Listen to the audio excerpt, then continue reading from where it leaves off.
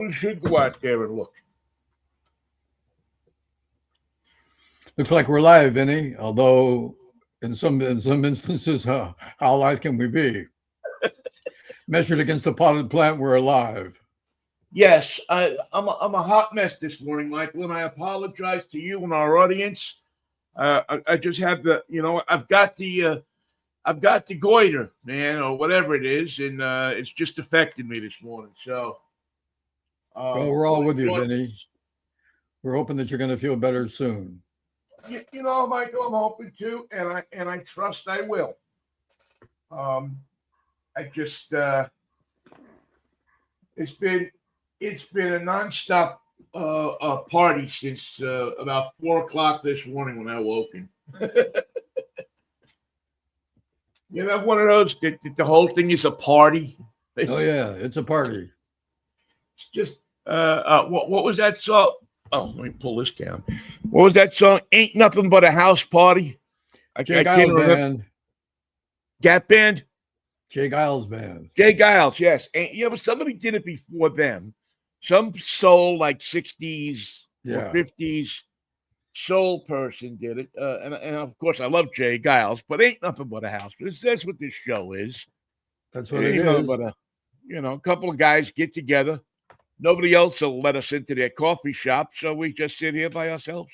And they won't let us near a radio station. Radio stations are a bad place to go if you want to do radio.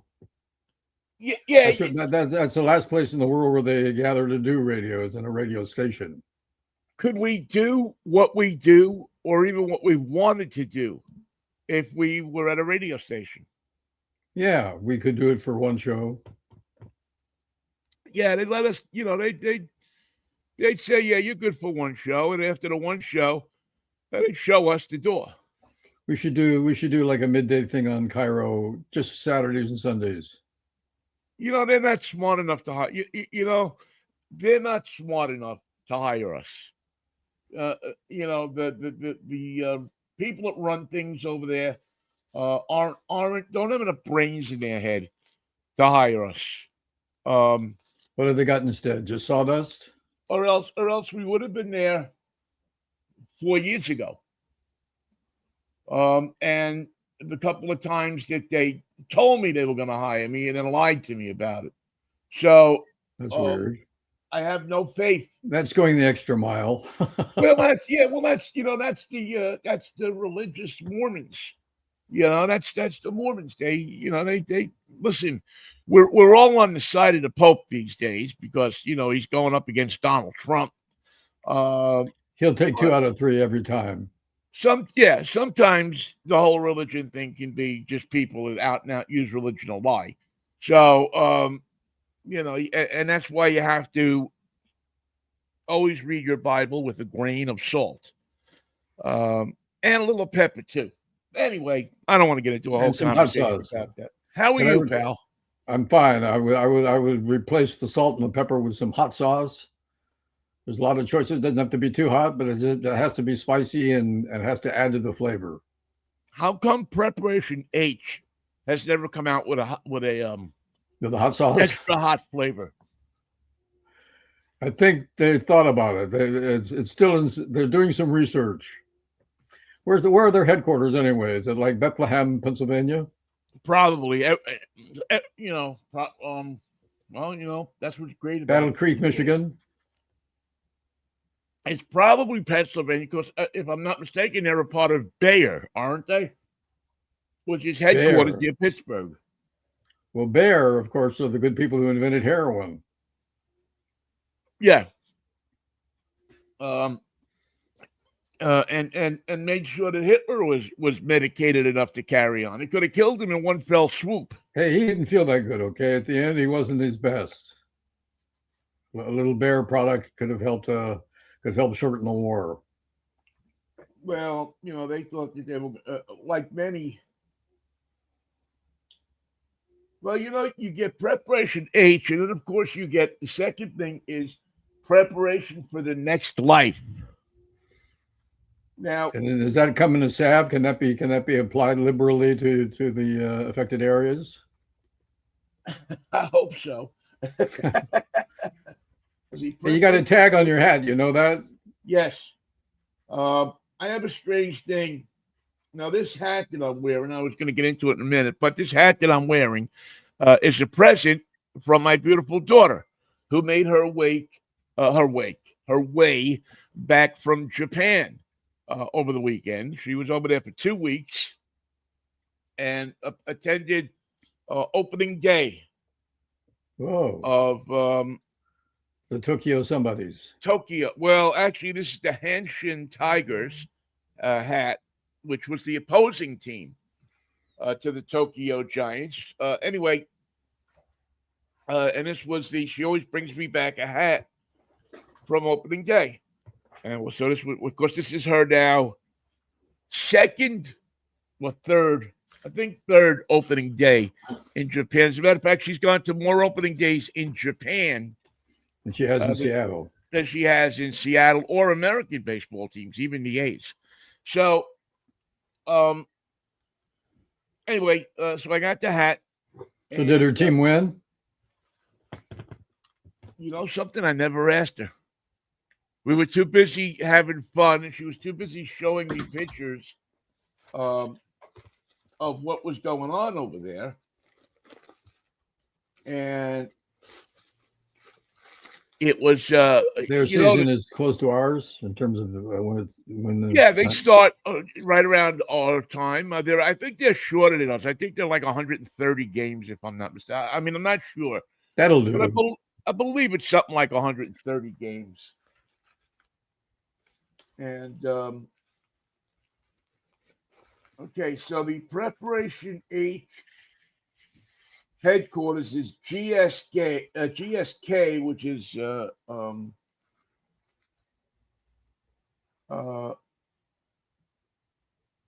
Warren, New Jersey. Where the hell is that? You know your Jersey better than I do. Yes, Warren, New Jersey, if I remember right, is north central New Jersey. There's like kind of a curve that's Interstate 287 or 278, 287. And it kind of swings around the northern part of New Jersey, kind of in the center of the state. And I believe that that's where Warren, New Jersey is. I'll look on the map in a second because, I mean, I wouldn't want to be wrong, but I think that's where it is. There's like Whippany, Parsippany, which we've spoken of on the show before. The great sisters, Whippany and Parsippany. They were a caution, those girls. Don't go over to the house if you want to take a nap. It's a crazy place. Yeah. No, they like to Whippany and Parsippany like to play. They said we'll sleep when we're dead. They never calm down, those girls. Not good girls. The song was "Good Girls Don't." Well, they did. And this is what happens when you go to central New Jersey. Strange things happen. You should expect it. So did you look at Warren, New Jersey and see where that is, or? No, I'm gonna stay away from the world headquarters of Preparation H as long as I can. I don't even want to drive by accidentally. Yeah, I almost nailed it. It's right off of Route 78, which is probably, by this map that I'm looking at, pretty much 10 miles or so under 287. If I were to interview the head chemist for Preparation H, my first question would be, are the ingredients that you use in your product increasing in price because of the Straits of Hormuz being closed? Well, yeah, definitely, because you have to truck them there, don't you? It's got to come by truck, whatever it is. It's got to leave Warren, New Jersey by a truck, nice truck. Anything coming by truck, it's up. I saw the upper $7 range this weekend for diesel. Whoa. And that's our price. It's probably more expensive in Europe for their diesel. Yeah, and it was actually at a truck stop. And that's why our good friends in the NATO alliance are so angry with us, because we went out of our way to cause all our products to increase in price. Things were going along nice and easy. Things were, it wasn't a great thing. It wasn't perfect, but it's a you mess could get now. diesel for under $5 a gallon. It was $4.99 or $4.89 or something like that. And when J.D. Vance calls in the middle of the night saying Trump is dead and I need some help with NATO, they're going to go, wait a minute. We're not done with you guys yet. We're still a little pissed off. We still have a bone to pick. We still have things to settle. Don't be calling in the middle of the night just because. Of this son of a bitch, that he would have the nerve. This guy's been a Catholic for, 3 years? And now to tell the Pope how to run the religion. I can tell you how to run your outfit. You guys got an outfit? We got an outfit. Now I'm going to tell you how to run yours. Third grade level book, third grade level people that read it, third grade level results. Michael,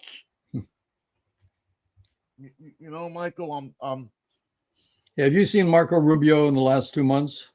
Anybody seen our Secretary of State? Yeah, he's the guy with the shoes that are 8 sizes too big. You can't. He's wearing the wrong, because he got his gift shoes don't fit.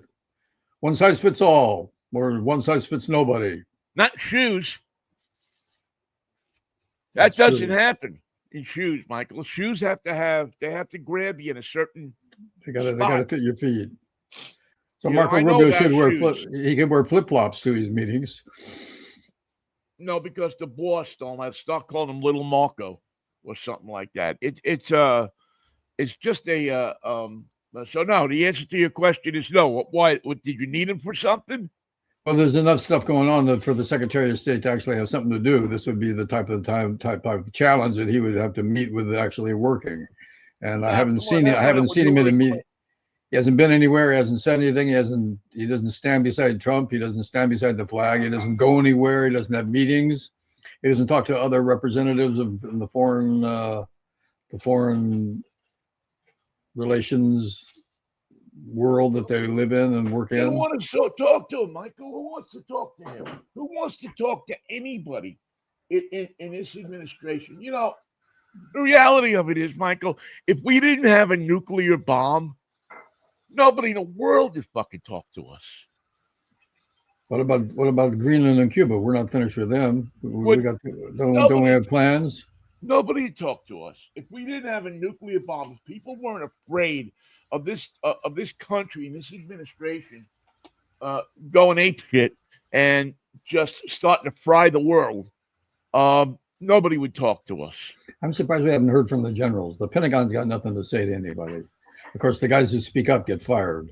Right. I'm just wondering, when somebody makes an order, who's the guy that makes the order that says close the Straits of Hormuz? I need 20 ships in the strait, and I want them to stop everybody. But that's what the other guys are doing. I know, but I want to show them how. You can't. Well, if you send 20 ships to the Strait of Hormuz, why can't they be there to open it, not to close it? A grand opening. You could have balloons for the kids. Yeah. You could probably pay David Letterman enough money to come out and do an appearance for a couple of hours. Do the top 10 for the strange things said in the Strait of Hormuz in the last 10 days. And if you can't get Letterman, Will Lee is available. I mean, I've seen, the talent. What do they call those? The talent rosters, the talent indexes. Will Lee, the bass player.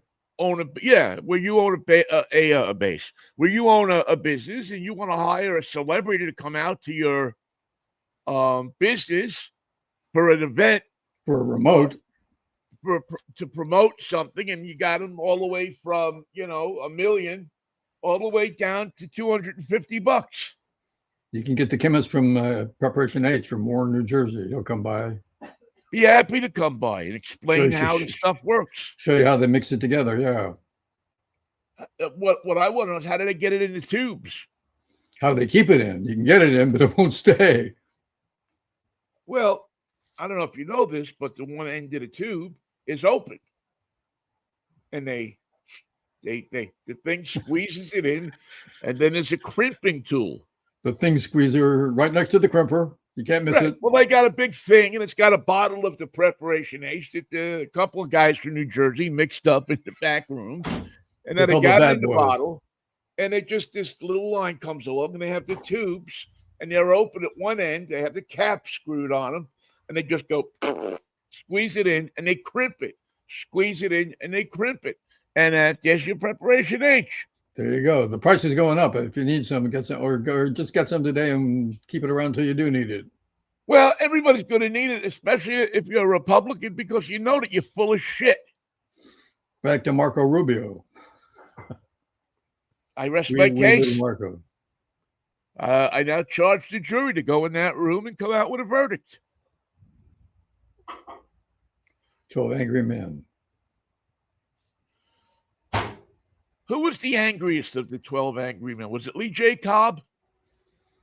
The guy that looks like Lee J. Cobb, but is not Lee J. Cobb. There's another guy that's if you know who I mean. He's a character actor. He was in so many movies.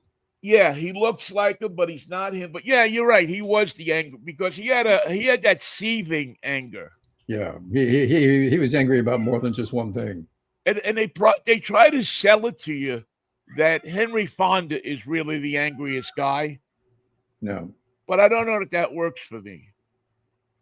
You know, you just get that feeling that he's angry to. He's the typical kind of angry that many liberals. I'll say this about the liberals more than the conservatives experience. They get angry, but they don't really do much about it. Now, he did some stuff about it, but he was too thoughtful to be the angry. He was too thoughtful to be the angry man. If it would have been 12 thoughtful men, he would have been the guy. By the way, Paul McCartney is playing the Fonda Theater in Hollywood. He's printing up new T-shirts for it. Nice. I can get him a deal on those shirts. You can get a deal on playing the Fonda too. It's dark a lot. My friend George, does T-shirts, and I'll bet you he'd be happy to cut Paul and his people a deal. Cut him a deal for some nice shirts, and then he'll get them to him on time. The price goes up slightly. McCartney T-shirts go up slightly in the price because of the Strait of Hormuz being closed. Well, the people that are buying McCartney shirts, I don't think are worried about the price. Do you? After you've spent enough to get your seat, you might as well get a shirt. Yeah, I mean it's like the Springsteen show. People are buying the merch, but they're not worried about the price because whatever it is, it's not a point of how much was it. It was a point of I got it before it sold out. I got one. It's not my size, but I have a bracelet that maybe will fit me now. It's never fit me. I've had this thing for years. And it's what it is really is it's a little drive that you would plug into a computer, and a concert, the full concert that you attended, is on that drive. Whoa, that's great. Pretty good idea. In perpetuity, you have the concert. That's going to cost you a little something. Yeah, I think I paid some stupidly ridiculous price for it, but I just thought it was such a cool idea. I said, why didn't they invent this like in 1965? When we get our weekend show on Cairo, we'll play that. We'll talk it up, talk about the individual who came up with the idea, and then we'll play a song from it. I'm sure that I know that the sales department will want to cut it at though. Well, if they play ball, we'll play ball. They'll want a piece of that. They'll say to us, we need some help with this. And can you guys help us? Because I can't get anybody on the weekday staff to help us out. Yeah, let's talk. So we'll talk to them. Just like we always said, it's got to be interesting for the people who aren't playing at home. And we are if it's a contest, it's got to be fun for the people who don't play the contest. It's got to be entertaining. right. That's how Goodson and Todman made a living. Like they had a game show, but they brought baseball players onto the game show in a city that had an overabundance of baseball players because there were three, not one, not two, but three major league teams in town. And they had a guy named Pee Wee who was a lot of fun. They had a Jackie, a Pee Wee, they had a Pete Reeser, they had a Willie Mays, and a Leo DeRocher. I mean, think of the pickings. Leo was always good on TV. He was a talker. Well, he had a wife who was a professional. He was a presence. Yeah, I mean, his wife could coach him pretty easily.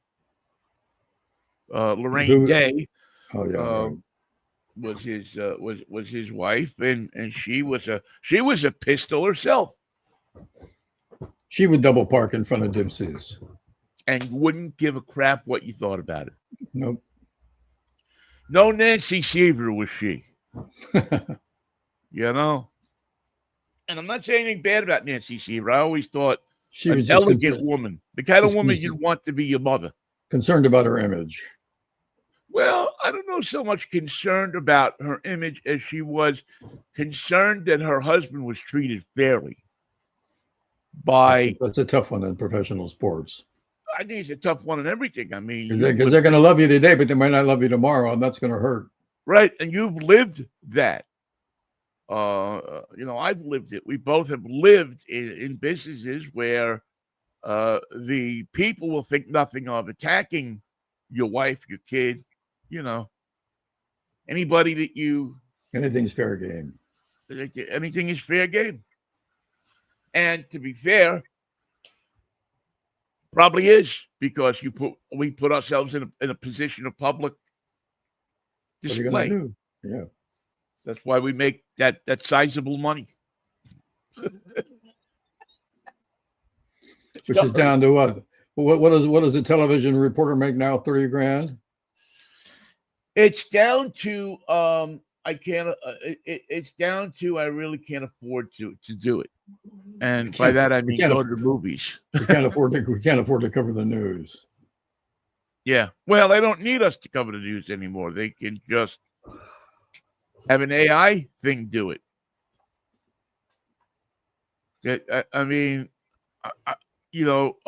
Social media. It only took 2 weeks for AI to ruin Facebook.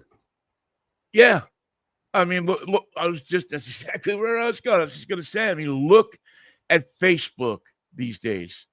It's no longer a thing where you open it up in the morning, you see how your friends are doing. Good luck. It's this AI generated crap that is has quickly taken over the platform and makes it unreadable, unwatchable, unlistenable. And you can't trust any of it because there's people that are dead that aren't dead, the people that are born who aren't born, people who just got a 3-picture deal who didn't, people on TV who aren't there. Yeah, it was and it was pretty much immediately trackable as a AI thing. Who generated a report, and I don't know if the report is true or not, if it's based in fact or not, but it said something about Rick Riz, my friend, his cancer being reoccurring. No lie. Which I don't know is true or not because I haven't had a chance to call Rick Riz and say, Rick, I saw this. Is it true? But in the thing, that they put on there, they said Rick Riz has kept us entertained as the voice of basketball in Seattle for many years. Now, that's right there is like, stop reading it.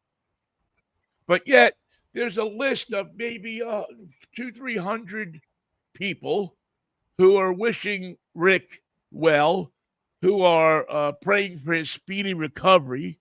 You freaking fool. Can you not see? Are you that stupid? Anyway, Well, he calls a good basketball game. We've all lived Yeah. through so many years of his calls. And I'm not saying he's never called a basketball game, because I believe he may have actually called some basketball games for Root Sports when they had the Huskies, when they would show Husky or Cougar basketball games. I believe he may have called a couple of games. I know he called football games. I heard him do football games. He was is quite good at it. I'm not surprised. Well, also, Michael, it's interesting in that when you hear a voice that you expect to hear doing one thing, and you hear that voice doing something else, It's like a wake-up call. You listen to it. Yeah. You're like, oh, wait a minute. So I'm hoping that is just a bunch of AI bullshit, and that it'll prove to be nothing but nothing. And if you find on Facebook some the cat group you're part of saying you haven't been very active lately, say hello. Give us a. I absolutely refuse. Well, that's the word. That, and the other thing about what was the one that Trump used a couple of weeks ago in one of his speeches? Oh, if you agree with it, if you agree. Oh, we did it in the State of the Union address. If you're pro-American, stand up for this country. I mean, it was nothing but that same trope of click love if you're against baby killers. Right. It's like the stupidest, and yet people continue to fall for it. You look at, I'm here. I'm from Newark, New Jersey. I've been a member since 1999. Warren, New Jersey. I live next door to the Preparation H factory. I'm right there. I'm right there where the truck's loaded in. Crimping those tubes every day with the electric tube crimper. You can hear the crimper all during the day. As a matter of fact, I don't buy Preparation H. I go over to the factory at 5:00, and they let me take a Q-tip and just run it along the crimper. Well, and as long as I don't get a metal shard in there, I'm usually okay. Well, it's your crimper. Warren, New Jersey. There used to be, near Warren on Route 22, a Stewart's root beer stand. I remember them. Much similar to the A&W root beer, except it was Stewart's. And I always liked it a little bit more than the A&W. It had a sweeter taste to it. A little vanilla ice cream. What do you got? Yeah. It just tasted better. It was frothier than the A&W. Root beer should have a froth. Yeah. It should, and there should be a taste to the froth. The froth should not be tasteless. Anyway. Right. But there was I used to stop at this Stewart's root beer stand many times when I worked out in Jersey. You'd be going along Route 22, and here comes the stand, and there it is, a big orange jack with seats all on the outside of the booth. And the great thing about this booth, this stand, is that it was tough to get a seat in it. Rain, snow, shine, heat, whatever the temperature was. People wanted their root beer. People wanted their root beer, and they made the hot dogs on the grill. So that when you bit the hot dog, it crunched. We can work with that. It was heaven. And I think it all cost you $1. You got a hot dog and a good size glass of root beer for $1. Would they be offended if I brought my own tangy German mustard? Yeah, you couldn't. It's Jersey. You can't offend anybody. Although I wouldn't show up. I wouldn't show up at Pizza City with your own Parmesan cheese. Your own pepperoni. No, don't Yeah, forget. your own pepperoni. I'd stay with what they have. Yeah, I They have a agree. deal, and you don't want to upset the guy with the deal. So You don't want to right now. You don't want to upset the cardinal representing New Jersey because he's on edge. well, boy, they're wicked. I mean, it's amazing if you look at the statements. And The everybody Catholics now is, the Catholics are up and at him. The Catholics are armed. The Catholics are up. They're ready. They're ready. Let's vote. Let's vote now. Let's see who gets elected. I wish the Catholics would have been this upset about the so many priests that were plugging young boys. Later, we'll get to that later.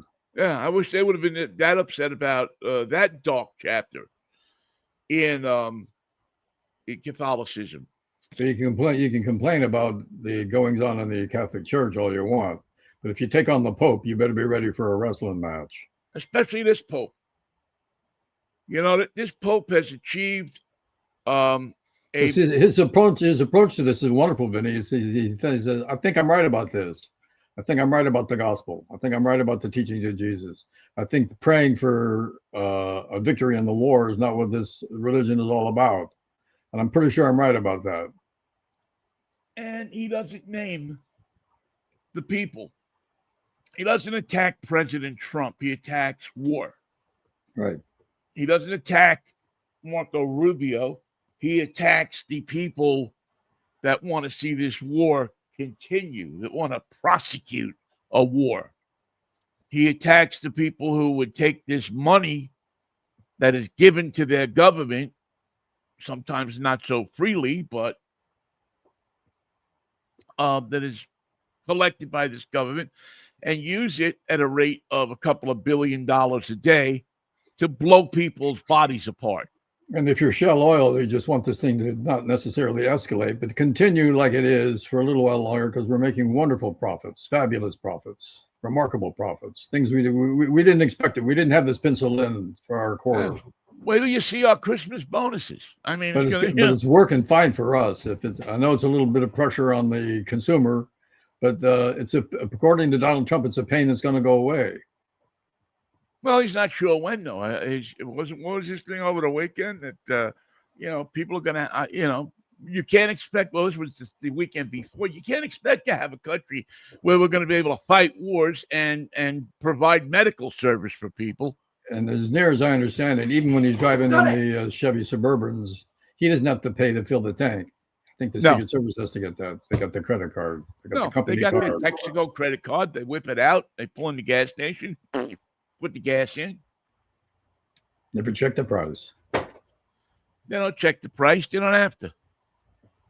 But you know what? I'm guilty of that too. I mean, I had although I had to get gas last night. I was with my daughter. We went to the Gull gas station, not Gull, the Gull gas station. 2 L's. And I said, let's just get enough gas to get us to Costco. Good point. Well, don't fill it up. Let's just get gas. Gas at Costco is $4.95 a gallon. Gas here is about $5.75. It's not 10 cents, 20, 30, 40. We're $1.50, $1.75 difference here. I'll get enough to get to Costco and then fill the tank in the car. How is Costco selling it at a loss? Well, I can't be losing too much. They're going to open up reportedly like 50 to 75 standalone gas stations in the next 5 years. So they're going in and they're going to be competition for everybody. No Costco around it, just a gas station. I like it. Yeah, I like it too. Now, do you have to join the club? You know what? I don't know if you do. I would bet if you were to say to me, is this a good idea, Vinny? I would say that they'll come out with a reduced fee membership. For $10, you can join the Costco Gas Club. and that will entitle you to buy gas at Costco and maybe one or two trips to Costco throughout the year to the store. Or you can So get tangy German mustard in a big jar. yeah, so you can get a big vat of Heidelberg #1, and Heidelberg number. Was that named by? What else would you name a German mustard? Heidelberg #1. Oof, I'd like to see what the Heidelberg #2 is. But, and probably draw people in with that. I would think so. I mean, even if you collect $10 a pop from all the people who don't have a Costco card, that's going to cover your expenses of making the card. Will they do the window and check the water and check the air and check the tires? Probably not. But I'll tell you what. They should. When I go to Costco, when I get out of the car, a lot of times I got to use the cane. I walk with the cane. There's very few times that I've gone to Costco that there's this really nice guy who works at the Costco over here on Highway 99 hasn't come up to me and said good morning and asked me if I need help putting the gas in my car. Good job. I mean, I guess they have to do that by law, but you don't have to say good morning. If you go to most other gas stations and you show up with a cane, they look at you as if you move along are bothering them. Wait a minute, I'm on page 2 of my comic. When I finish it, I'll get out there and help you. But this guy to see what Nancy and Sluggo are up to. Yeah. But this guy seems to take that part in his job when he was doing the interview, and they said, "Well, this job is about service, meeting the people, meeting the needs helping of the people who come in, who are old, who are can't necessarily pump the gas themselves for whatever reason. It's your job to walk over and help them. You don't even have to just ask them if they need help." And he does that, and he seems to be happy about doing it. And I applaud Costco for having him there, and I applaud him for having the initiative to do something like that. And that's why I almost never, unless I'm on empty, and I mean dead empty, buy gas from anywhere but Costco. Right. Well, Vinnie, I know we had a late start because you weren't feeling well. You want to call it? But you got anything else that you want to? Want to say hello to Jackie Robinson on Jackie Robinson Day in baseball? Yes. Want to say hello to the Giants who are losing miserably and can't figure out how to score runs? Jackie wanted some of Jackie Robinson's famous words besides "I'm joining the board of chock full of nuts." Because it's a heavenly coffee, is I am not going to play for the Giants. No, I'm a Dodger.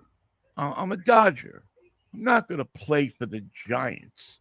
I mean, you want to trade me to the Reds? You want to trade me to, pick a team? But there's no way that I'm going across that bridge and I'm going to play in that godforsaken. It's tough enough for me to get it going to get over to the Bronx. You think I'm going to play in Candlestick Park or? No, at the time it was the Polo Grounds. Coogan's Bluff. I'm not playing there. What is on Coogan's Bluff right now today? The Willie Mays houses. Really? Yeah. It's it's a housing project that was erected when they started. And in fact, the first couple of buildings were up before they closed the Polo Grounds. Wow. And so you can stand on that corner, and there is a large sign there that says the Willie Mays houses. And there's a picture of Willie taking a swing at a pink Spalding. Yep. And just as in Brooklyn, there is a sign for the Ebbets Field houses that are where Ebbets Field stood. Incredible. Once stood. And there's nothing at Yankee Stadium where Yankee Stadium used to stand. Not even an Irish cop? It's a parking lot. It's the players' parking lot. The old Yankee Stadium is now the players' parking lot for the new Yankee Stadium. Wow. So another gift from the Steinbrenner family. But I always thought that it was very cool that they named, a portion of Coogan's Bluff for Willie Mays. Oh, I agree. They never gave him a boulevard, which I thought he was due in New York. And they never traded him to St. Louis for Ray Sadecki. Right, and they never traded him. They made sure Mrs. Payson, who still to this day I say was the best owner of the Mets ever, made sure that when the time came, they didn't say, well, it's too much money or it's this or it's that. It's like, go send a plane. Get me that man. And get him here to Shea Stadium, where his number 24 will be retired. And that's how we're going to do it.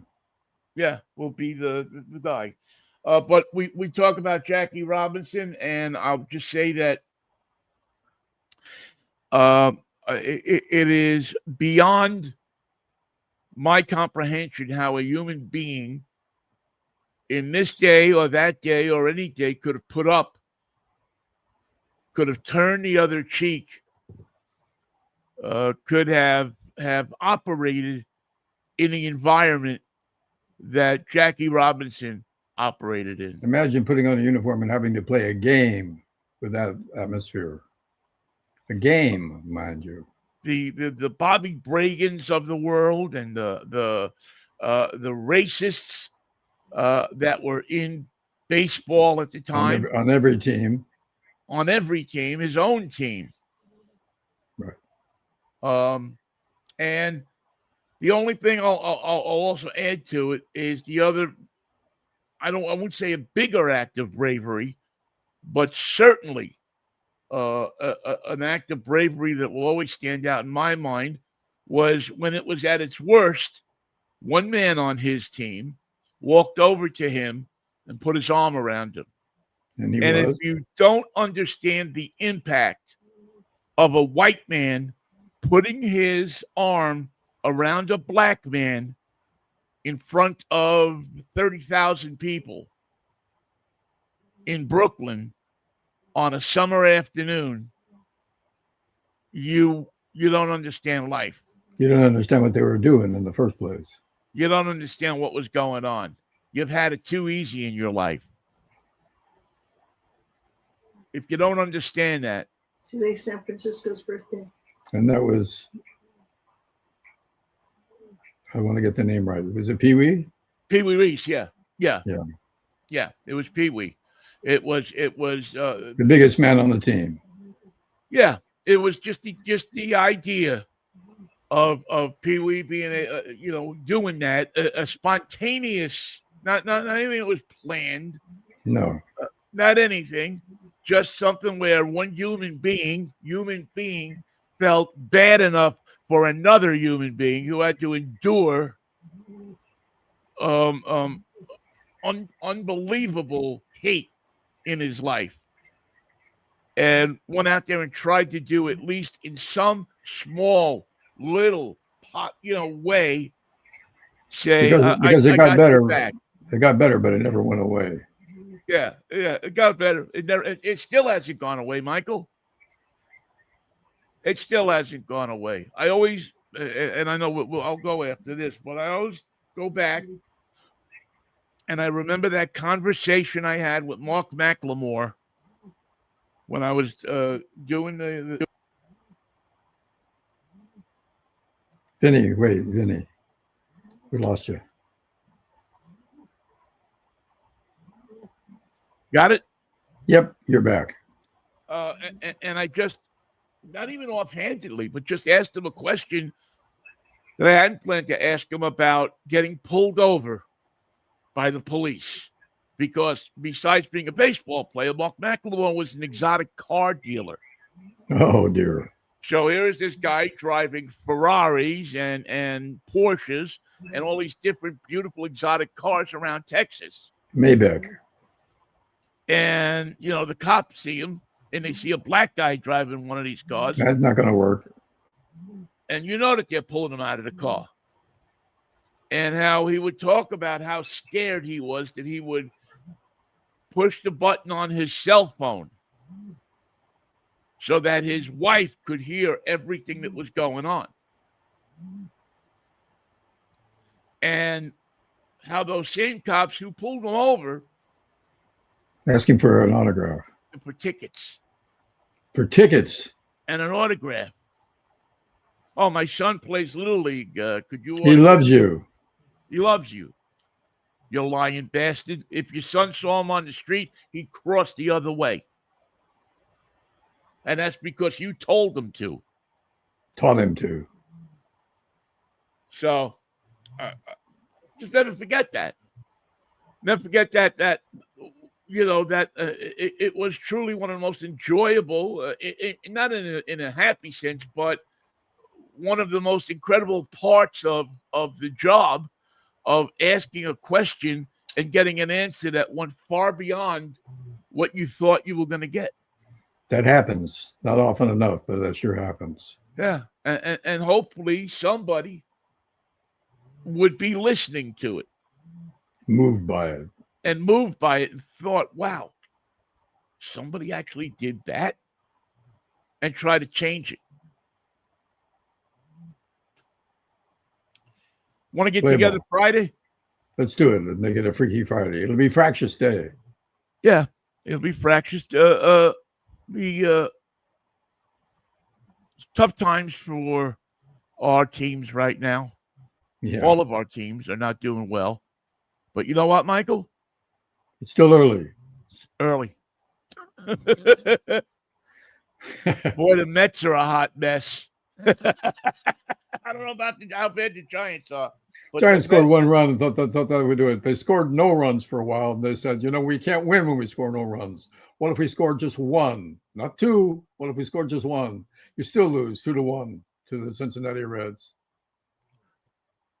But we're getting better. Mark Schott didn't even have to show up. We're getting better. We're making things better. We're improving. There's signs of improvement. I think Steve Cohen tweeted that last night. The baseball straights are open. The baseball was round. Really round, almost perfectly round. It's a good movie. The baseball was round, but the game got pretty square. Okay, man. I'll see you Friday. See you, Mikey. If the Lord's willing, the creek don't rise. I don't know what the Lord on Friday. Yeah, lay off the Lord these days, folks. You saw what happened when you took on the Pope. Don't take on the big man. Don't take on. Do yourself a favor. When you get up in the morning, admit to yourself one thing. Many people have to look in the mirror and say, "I am an alcoholic." I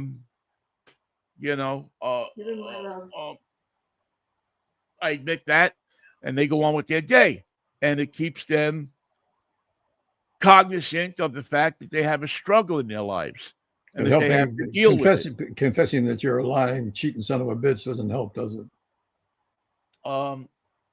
Maybe if you are a MAGA, you should probably confess that you don't know crap about religion like you think you do, and that the Pope does. Pope's got the inside track on that. And then walk away from the mirror. Yeah. Get the hell out of there. Get out, admit your fault, make your amends, and leave. I'll meet you in Warren, New Jersey. Go to Warren and listen to him crimp in the tubes. The title of our next book, Crimp in the Tubes. Crimp in the tubes, baby. All right, Mike, I'll see you on Friday. Okay, man. Feel better. All right. Peace, love, and Manischewitz, baby. Thank you all for listening. We'll see you on Friday. What a wine. See ya.